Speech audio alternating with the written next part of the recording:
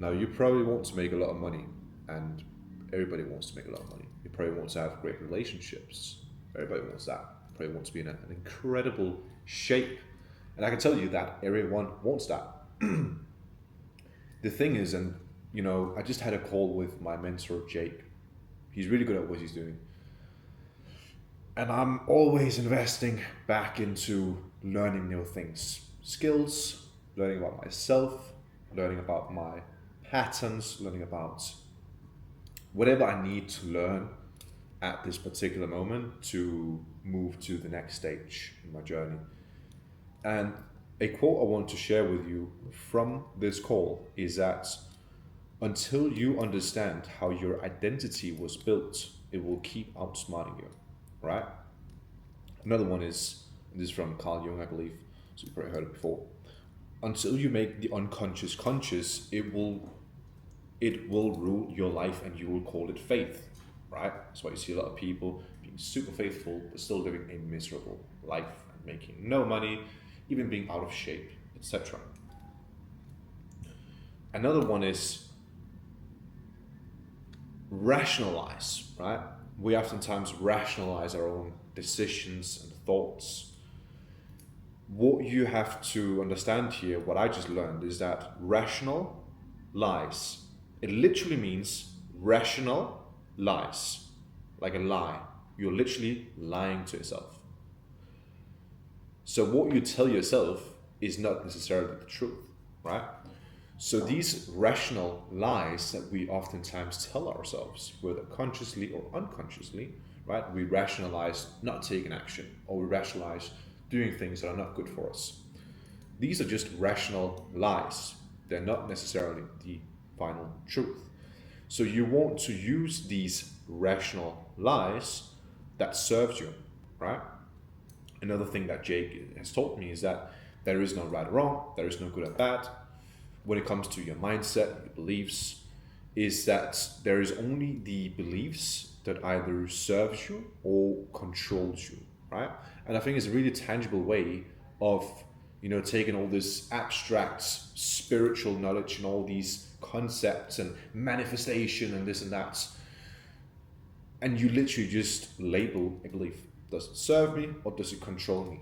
Me waking up and having to pick my phone, reach out for my phone for the first thing in the morning and scroll on my phone and answer messages because I feel like I might be behind. Does that belief actually serve me or does it just control me? It controls me, right? So like when I wake up, I have the awareness of that. Let me actually interrupt that pattern. And when you've done that for long enough, it becomes a part of your identity. You just wake up, and I'm not the type of guy who wakes up and check my phone, right? Simple. Same goes for the gym, right? Same goes for literally anything you want in your life. There's still a progress. There's still a process of you having to take certain actions to then change those beliefs through evidence-based action, right? And that's where I feel like, also again, one thing I really appreciate working with Jake is that it's not so abstract. It's not like all this woo-woo stuff. It's not just up in the clouds. It's like you still have to take actions in the real world to enforce these concepts that he is teaching, right? Another one is, this one is very interesting actually. Identity is created through your perception because your emotion is driven by how you perceive things. Wow. Your identity is created through perception because your emotion is driven by how you perceive things, right? So your identity is created through your perception. So however you perceive things, that is ultimately what creates your identity. But the reason for that is because your emotion is driven by how you perceive these things. Let's say something tragic happens, right? Something bad happens, you have a bad month in business, whatever. How you perceive that is what drives the emotion, right? You might feel like, oh, we had a bad month in business, I am not good enough now, right? Because that's your perception that then creates the emotion of feeling shame, feeling guilt, and feeling bad about yourself. What happens then, right? When you're in a lower vibrational state and you now perceive yourself as someone less worthy, Is that going to give you a better outcome or a worse outcome, right?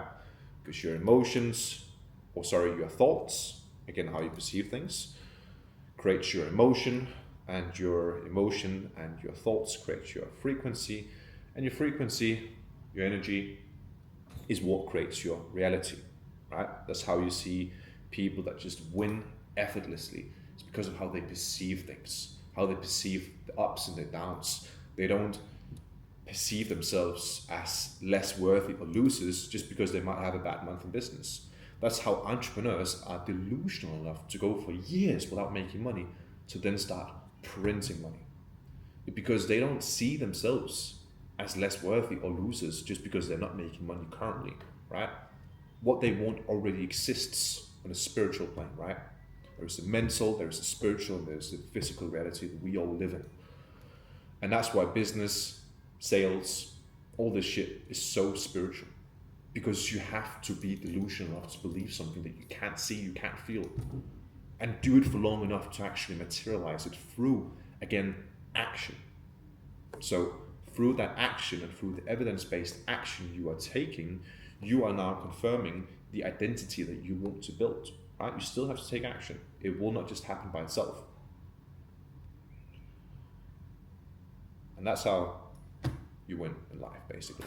So just want to share that with you. I hope you all have a lovely fucking day.